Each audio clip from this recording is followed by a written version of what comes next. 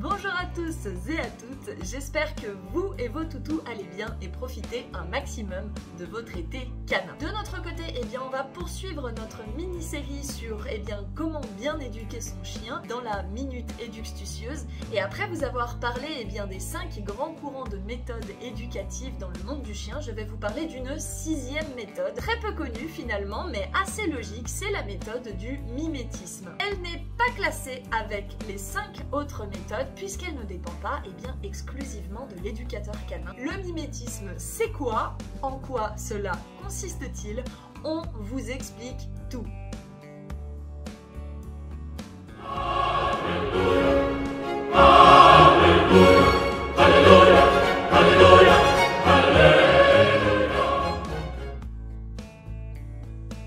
Cette méthode qu'est le mimétisme ne dépend donc pas exclusivement de l'éducateur canin, et oui, puisque tout le monde peut avoir un deuxième chien de référence pourvu qu'il soit bien éduqué et soit un bon modèle pour votre chien. Il suffit de trouver un copain ou une copine canine pour s'adonner à cette méthode.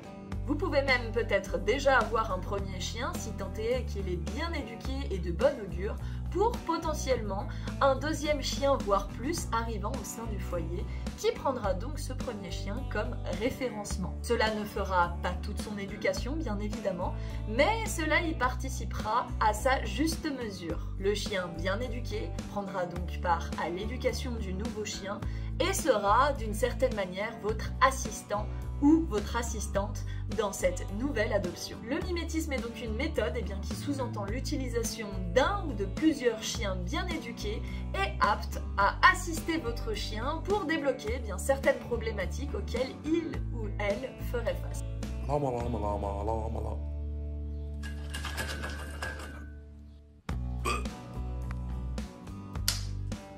Je vais vous donner un exemple concret. Par exemple, si votre chien est malade en voiture, pourquoi ne pas associer un copain ou une copine de votre toutou qui lui ou elle est tout à fait relax pendant les trajets qui ne posent aucun souci et laisser le chien malade pouvoir prendre un autre chien en référence et s'en apaiser pendant les trajets. Il faudra bien sûr effectuer plusieurs trajets pour cela. Turn on the ignition. Good boy. On the streets right now.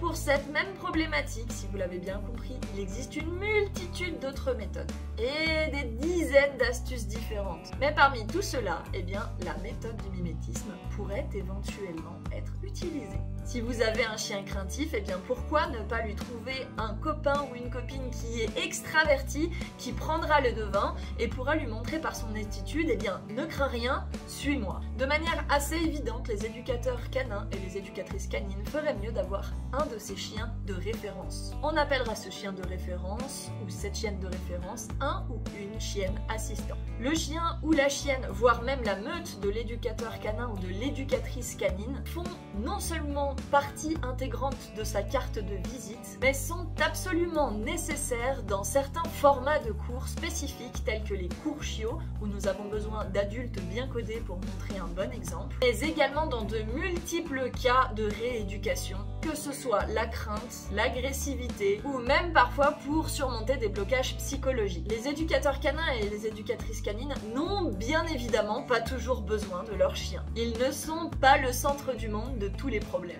Mais ces chiens font partie d'un planning tout de même très chargé sur une semaine. Voilà pourquoi par exemple chez Éductucieux, une partie de nos clients ayant achevé leur programme éducatif ou rééducatif sont conviés sur certains formats de cours dont les balades éducatives dans le but d'influencer positivement les autres toutous, voire même les maîtres. Chez Éductucieux, les chiens assistants et les chiennes assistantes sont plus d'une dizaine, ce qui nous permet à terme d'avoir une panoplie de personnalités différentes, calmes, extravertis, jeunes, seniors, sportifs ou sportifs de talent, pour de multiples besoins différents. Car il est correct d'affirmer qu'il n'y a pas un chien assistant, mais des chiens assistants pour plusieurs profils et donc plusieurs problématiques, donc plusieurs besoins. À titre d'exemple, sur un chien très renfermé, on aura tendance à inviter un chien pourquoi pas très extraverti mais avec une très bonne obéissance. Pour un chiot trop agité, on favorisera des chiens assistants qui sont plutôt de force tranquille et calme. Pour un chien sur un cas de figure pratique qui a peur de grimper, peut-être ferons-nous passer des chiens qui sont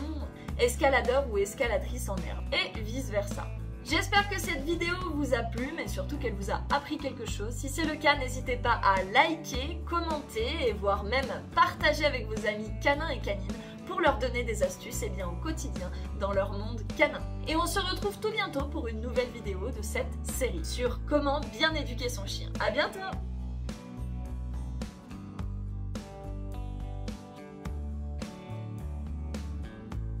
Lama lama lama lama lama.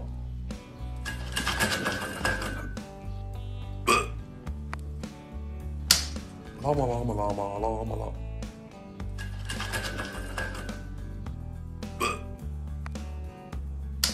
Lama lama lama lama lama.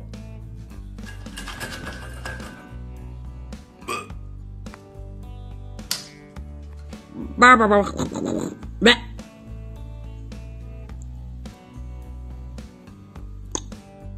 Lama lama lama lama lama.